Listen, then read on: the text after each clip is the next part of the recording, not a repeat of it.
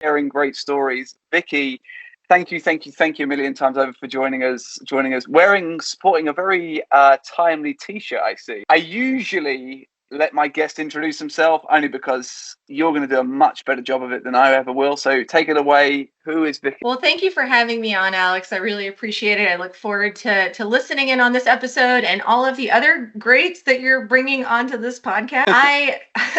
I have been in the managed services industry working for ConnectWise, surprisingly for all of the time in my career. And I've been with ConnectWise for 9.5 years, which it doesn't seem that long looking back, but yeah, it's been some time. And I've done a lot of things. I've worn a lot of hats, and I'm looking forward to digging in today on maybe some of the sales aspects of my journey at ConnectWise. But right now, my current role is principal product marketing manager for the ConnectWise ecosystem. I think at some point because titles always get a little bit lost in what they actually are and what they actually do. So at some point, I hope we dive into kind of like day to day, because I think it'd be incredible to watch the progression. Because something, Vicky, about your story that really resonated to me is you talked about having a vision, you talked about where that took you. And I'm excited to unpack that today. And what I'm trying to do with this podcast, just to share, is to instead of it just being about me sharing advice and stories, it's about interviewing the greats, interviewing the people that have actually taken that kind of like bull by the horns and really gone after their dreams and gone after it. So you're a prime example of that. So let's kick off with the question I love, which is thinking back to when you stepped into sales, right? So I'm imagining someone listening to this is either new to sales or they're just about to join a sales career. Run me through what you wish someone had shared with you. Like, what's some of the advice? What's some of the things you wish someone had said to you to help you prepare for a life in sales? My first sales job that I ever had was coming out of college, or university, as they say across the pond. And yeah. I remember being introduced to a library of books of this old sales greats like Zig Ziglar and Stephen Covey. And I felt like when I got my hands on some of those books and started to learn the concepts of sales, it really made me realize that it's a practice that you have to spend a career or a lifetime perfecting. And one of the things that I really appreciated about that first sales job was having access to all of that information, and also to other senior people that had been doing it for longer than I had, because I think when you first come into sales, you kind of take little pieces that you learn from other people, and then you kind of make it your own. One of the things that I wish I probably could have mastered sooner, and I'm not mastering this by any means, by the way, is public speaking. I wish that I would have taken that when I was in college as a course. I didn't. I was honestly terrified of getting up and speaking in front of people. I could do it one-on-one. I could do it on sales calls. I could do it in sales meetings on site somewhere. But you put me into a room full of people and I would just clam up and my mind would go completely blank. And so I would say that if you haven't taken a public speaking course yet in your career and you're just starting out, or maybe you've been in it for a while, either way, go ahead and do it, because you're doing yourself a favor. It helps you to advocate for yourself better, and it also helps you with your job. Well, I was going to ask the question: the public speaking thing, is it the fear of rejection? Is it fear of someone saying no? Because public speaking, and let's just link it to one word of humiliation. Of like, am I going to be humiliated? Am I going to have like my hair going to be a mess? Am I going to say the wrong thing? Is it humiliation? What is it about public speaking that you were really scared of? I think when I first got started with it, I had a very inward-facing mindset. Meaning my perception of how everybody else viewed me was that everybody was judging me, right? Which is not that is not the case. You have to flip the script, or you have to flip the narrative in your own head. And just like with anxiety, right? People have anxiety attacks and stuff. You have to kind of reallocate that anxiety and that stress that you're feeling and take it and change it into like a positive. And so just know that any audience that you walk into, everybody wants you to do a good job. And it's your job to convey a message, whatever that message is. And you don't want to waste anybody's time. So you want to make it impactful, you want to make it concise, and you want to make it hopefully prescriptive enough to where they can walk away with something tangible that they can take back. An interesting thought, because I remember back to I'm just thinking back to 13, 14 years ago when I started sales. And I remember my first ever dial. We had no training, no enablement, no onboarding. We had 3 days of like, learn this script. And my memory is like a sieve sometimes. So like you put a script in front of me and you're like, say this, say that. I'm like, oh gosh, I can't remember a single thing of that. So I got on my first sales call, first dial, person answers the phone, and I just hang up because I just get so scared. Like, no, put the phone down. Went to walk out. I was like, sod this. I'm not doing sales. I'm not getting into this. And my manager caught me on the way out. He's like, man, where are you going? And I was like, I'm not a salesman, man. I'm not a salesperson. This isn't for me. And he was like, Alex, go back in there and try 40 more calls. Yeah. Just do 40 more dials, right? Just do 40 more dials, see how you get on. I was like, no, I can't do it. He was like, all right, let's go. We did like 10 minutes of coaching in the hallway. He threw me back in the room. 40 more dials later. I was like, it's not that bad. I got the hang of this. It's not that bad. I got the hang of this. And then as time goes on, so this idea of public speaking and just messing up and the fear of it, I can resonate. I can get it. It's a real fear. Oh. You have to kind of get thrown into the deep end which is exactly the scenario that you were in, where it's like, hey, just keep trying it. I feel like public speaking is like that as well, where you're not going to get it right the first time. You're always learning. And one of the things that I always hear people say is, I don't like to listen to myself. I don't like to watch the recording. I don't like to listen to the podcast episode that I did. My advice is go back and listen to it, because almost like Tom Brady did, he was the GOAT, right, for NFL football. The American version of football. I know it's not the true football, but one of the things that he does is he watches the replays and he figures out ways to tweak his messaging or tweak his plays, tweak your messaging, find ways that you can improve on what you're doing. You're never going to be perfect, and that's fine. But if you can just kind of always get into the habit of thinking of anything that you do in your career as continuous improvement, then that's the great mindset to be in. And I think you've touched on a point, something we were speaking about just before we jumped on this interview it's the word mentorship. And I think it's a really crucial time to bring this point up, because I'll share in a second. I want to hear your thoughts first, but I'll share my thing around plus minus equals. And this is something I wrote at Amazon, 5 years ago now. But run me through your thoughts of mentorship, especially when you're new into something. Run me through, have you got a mentor? Have you mentored? Run me through your dynamic around mentorship and being around coaches, leaders. I love mentorship. I'm currently mentoring three amazing women in the MSP channel. And all of them work for vendors, by the way, but we're still part of the MSP community, right? And I love it because I learned so much. It's not just a one-way street. It's a symbiotic relationship that you have with an individual where they're helping you as much as you're helping them. And the way that I liken mentorship is the accountability factor. It's like if you have a personal trainer and you say, okay, I'm going to set these goals for myself. Your mentor should be following up with you and asking you how you're doing. If you're hitting personal and professional goals, that's the great thing about mentorship. It's not your manager, could be your manager, maybe in some cases, but ideally it's somebody that you're maybe not directly reporting directly into, but it's somebody that can kind of be unbiased in their opinion of you and be able to give you real feedback based on what you're looking to accomplish in your career. And as a mentor for those three people, how much do you find the balance between your personal perspective, your personal thoughts, opinions coming into the conversation versus helping them come up with the answer? And the reason I've asked that is because, and you know from sales, right? There's a wonderful sales saying, which is, if I say it, it's sold. If you say it, it's gold. And it's about getting somebody to the point where they understand the problem, the pain, and then they give them that kind of like that solution, that roadmap. So Vicky, you're currently mentoring three women you're currently mentoring three people in business at the moment.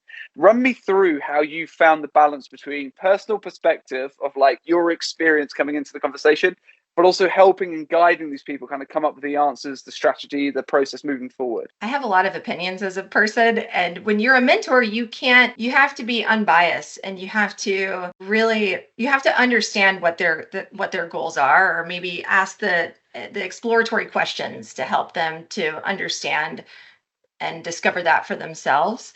And so it is definitely a balancing act where I've had my own career journey, like you, in sales and in my technology career. And everybody's story is going to be a little different, right?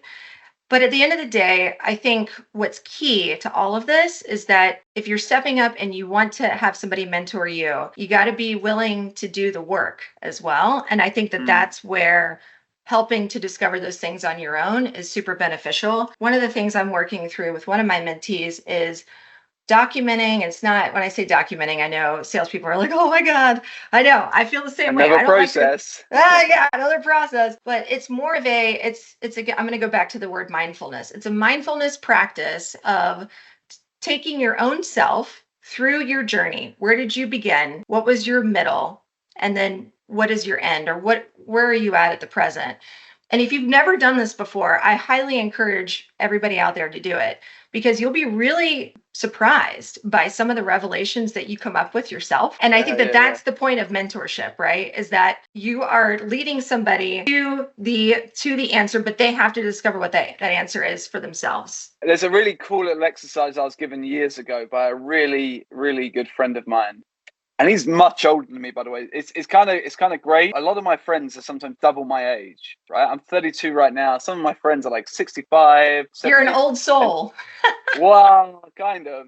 I'm a little bit beyond my time sometimes. But he said to me once, and his wife was sat here, he was sat here, and we just finished dinner, and we were talking about perspective on life. And he said to me, Alex, grab your hands like this. And I encourage you, Vicky, while we're on this now, you might as well do it now. We're in. All right, I'll do it. You grab your hands like this, and you just look at them, and you pause for a second, and you think how much these hands have helped you achieve. If you think about the people you've hugged of them, all of these things that these hands have enabled you to go and do, right? And you just take this moment to be like, I've achieved this. I've been able to go and do this stuff. It's a really interesting way for me to just sometimes go, oh man, I've actually achieved some really cool stuff in life. Because I don't know about the same with you. Sales has this inherent thing with it of you're only as good as your last month. So you have this thing of forgetting.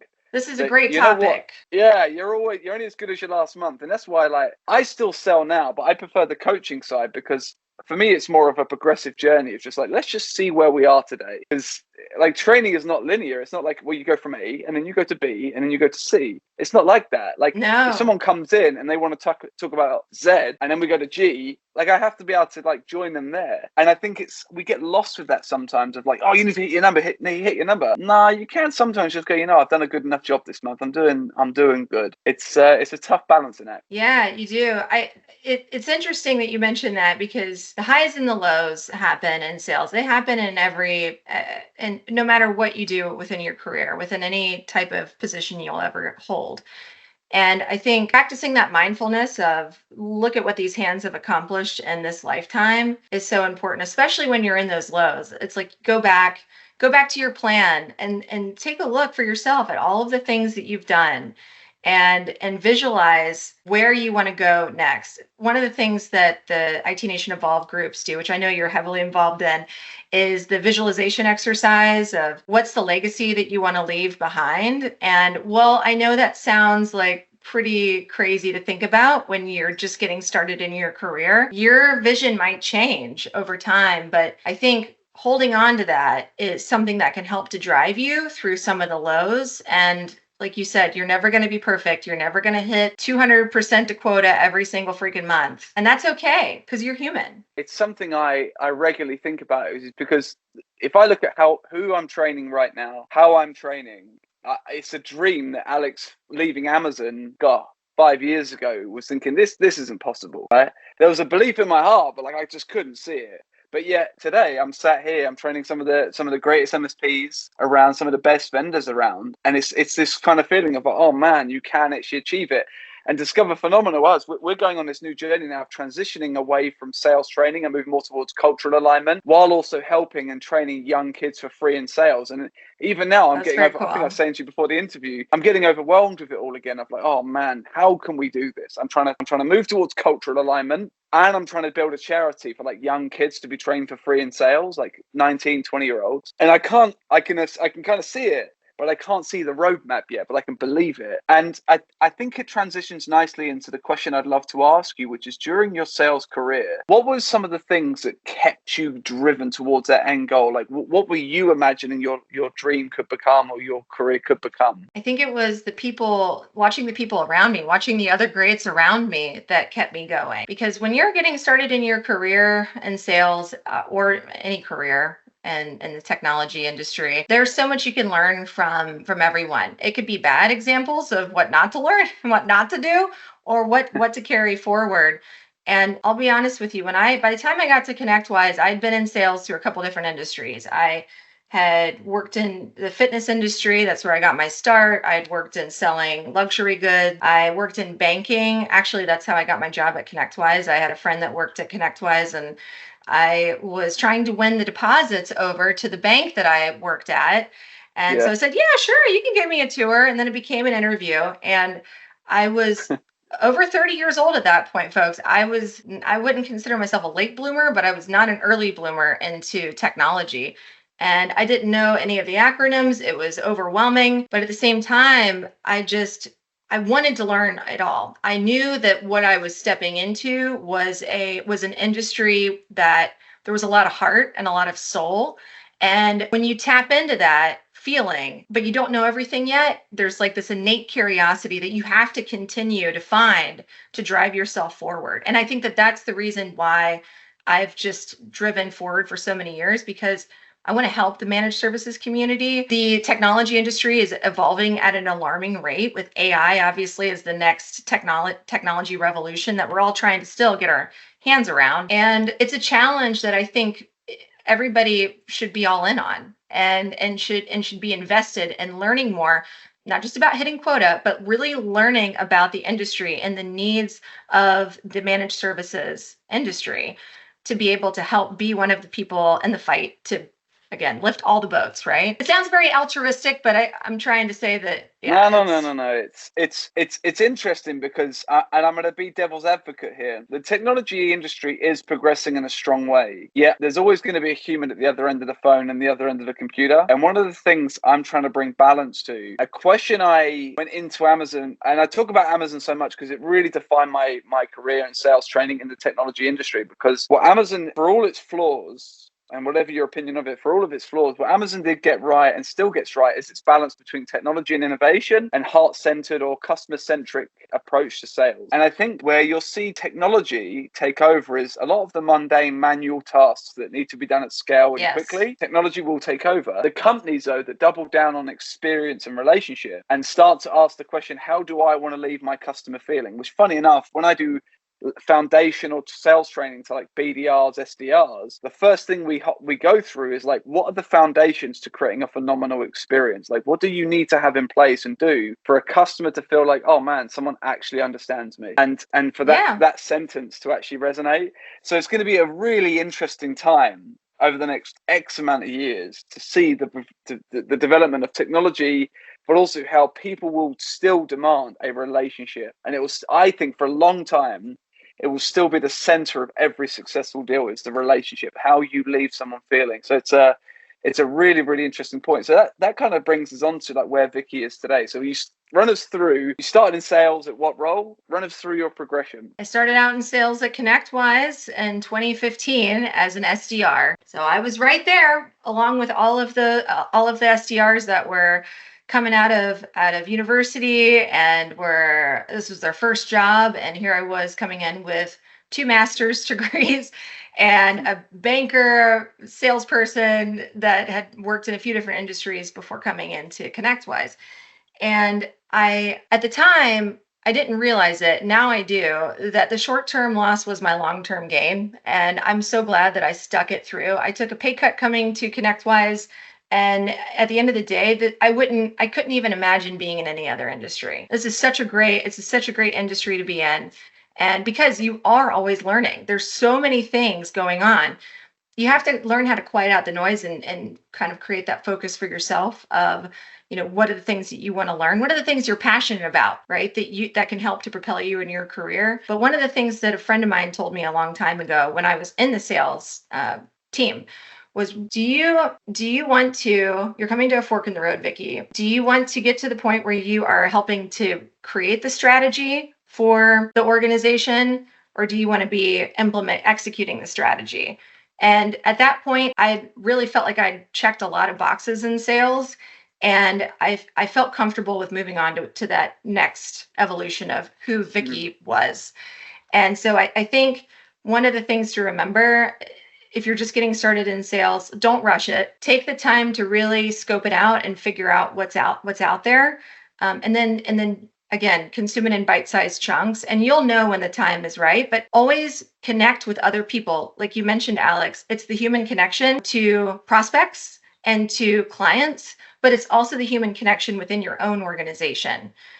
Because there's so many opportunities out there that you may not even know exist yet, but maybe it's just because you haven't met the right person yet. And so going into conversations without any, I guess, desired outcome, right? Just being inquisitive and asking people what they do, you never know where it can lead you. And that's kind of the essence of my career and the evolution that I've had. I mean, I've worked in ecosystem and vendor alliances. I've built go-to-market strategies. I have done everything from operations for those go-to-market strategies to sales and marketing campaigns. And it's been great. It's been a great experience. I was a manager for a few years of two ecosystem teams at ConnectWise, and I really loved being a people leader. I feel like it kind of, that's why I love mentoring right now, because I'm an individual contributor again, but I just love watching people grow and learn in their careers. And so again, build your own adventure, but also do it in a mindful way. And that's what's led me into marketing now. I've checked a lot of boxes in sales, a lot of boxes in go-to-market strategies, and now I want to really fine-tune my marketing approach and skill set when it comes to working with our ecosystem. So it's been a busy 9.5 years, eh? It has been, man. It has been. But the other thing I did want to say too is for anybody that's listening out there, make sure that you're leveraging resources like Alex to really understand what's happening in the industry, because what he's trying to do is give you an outward facing mindset of why what you do matters. And the more connections that you can also make in the industry outside of your own organization is super helpful, right? Because it gives you more of that 300, I keep saying the 360-degree approach, but it's really true. You don't know until you get outside of the four walls of your organization sometimes about what's out there. I think for me, I want to go back to almost wrap this up. I want to go back because something that sales has enabled me to do is the confidence that I have a voice. And growing up, as I got into sales 13 years ago. So whatever that makes I can't even bother to do the math. I think I was 19 or something, 18 or 19.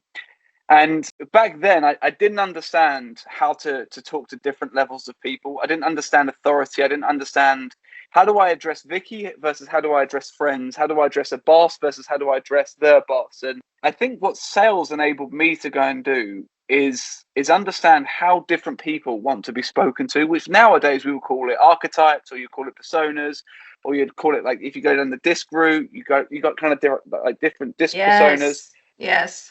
When you think about this stuff, it just gives you the opportunity to walk into a room, assess a situation, and understand how to join somebody where they are. And it also helped me when it comes to the confidence that, you know what, especially I'm the youngest of 5 boys, right? So for me, growing up in a house, I know, busy family, busy Christmas, right? But so for me, it was always about, like, can I matter in this world? Can I actually stand? Do I have a voice? Because when you come from such a big family, you are just you're another noise for your parents. This is going more into therapy, and I'll probably talk about this with my therapist after. But it's about finding your voice. And for me, sales, everyone I've met in sales has joined it because of a confidence thing. If you look at where they were versus where they are now, it's that confidence just goes exponentially. Because when you can understand your value of a business and what you, even as a junior person. And I'll finish on this point because this is one of the biggest points I make, especially if it's your first week in sales. When you're in sales, most companies give you like outbound roles. So you have to go and prospect, find new people to sell to. And I think a lot of people is like, oh, this is the worst job. That is one of the hardest jobs, I think, in a company, because there's 2 problems. Firstly, you have no credibility to go out and actually ask a business owner or a business for them to trust you can solve their problem. The second thing, no one knows the logos, right, that you're trying to establish with, and you're setting the expectation that company has, or that person has with that company. They're 2 of the hardest things, I think, to get right. So the confidence I think people can gain from going in, especially into a junior level sales role like you did at 30 years old leaving banking, it's so hard to grasp. And I'm not sure there's enough emphasis on that. And that's why I really like what you. That's why I love what you said, Vicky, when you said don't rush it. Right? Enjoy those like first year, 2 years learning the ropes, because they are really tough years to get right. If you can just sit and be in that moment and enjoy it, man, it's magic can come off the back of it. Yeah, that's true. I mean, master the basics. You got your whole life ahead of you. And again, I mean, I love sales. In my heart of hearts, I will always be a salesperson. But the confidence, sometimes you'd be surprised. The people that are the best salespeople, or the people that are maybe have the best approach when you're watching a public speaking segment of theirs, could be introverts. They could be people that on their downtime, they're just sitting at home reading a book and living in a quiet house. You'd be super surprised like where people can find that energy to be able to project that confidence. And so that's why I go back to public speaking. If you can figure out how to become a confident speaker, you can leverage that in meetings and sales conversations. When it comes time to negotiate a merit increase or a job interview, it serves you well wherever you go. Yeah. I love it.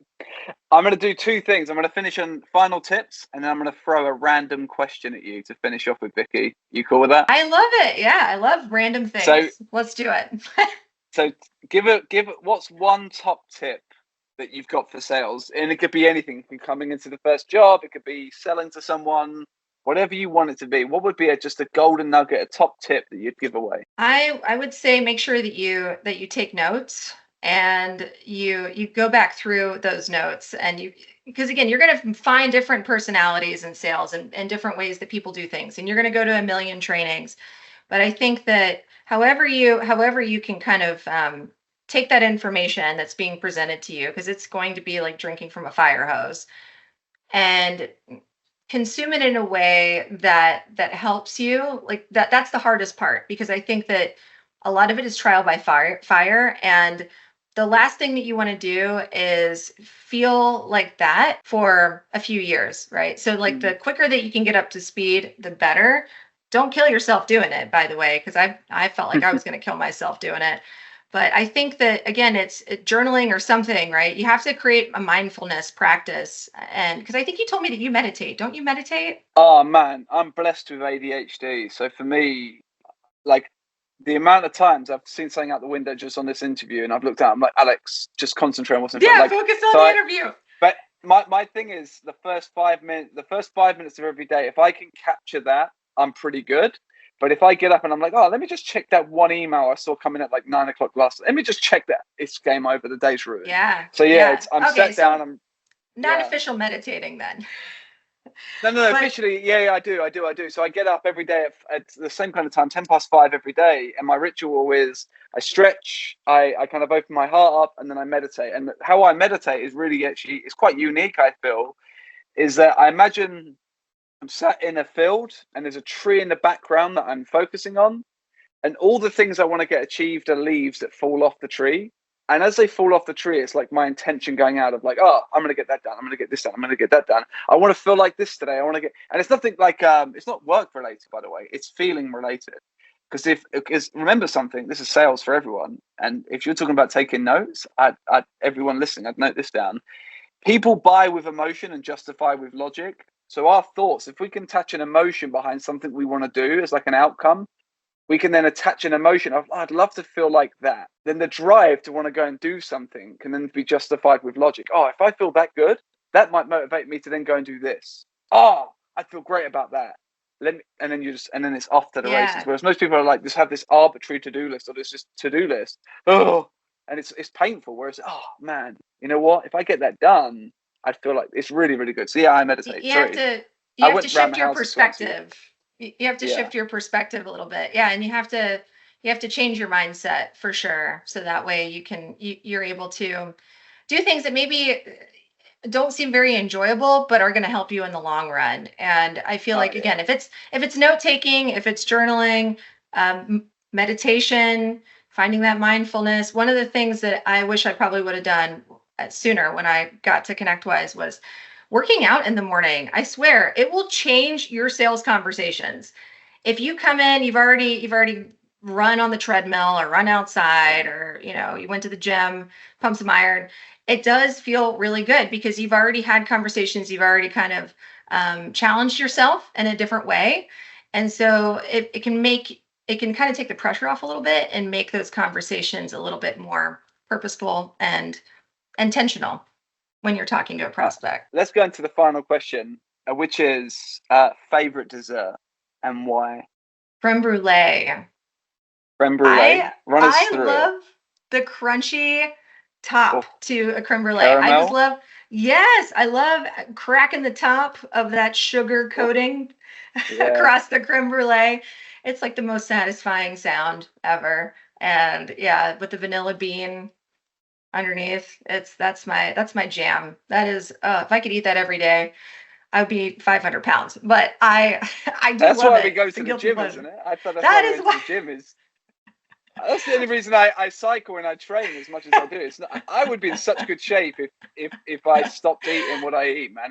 I'm a sucker for almond croissants. You know, those little pastry. My gosh.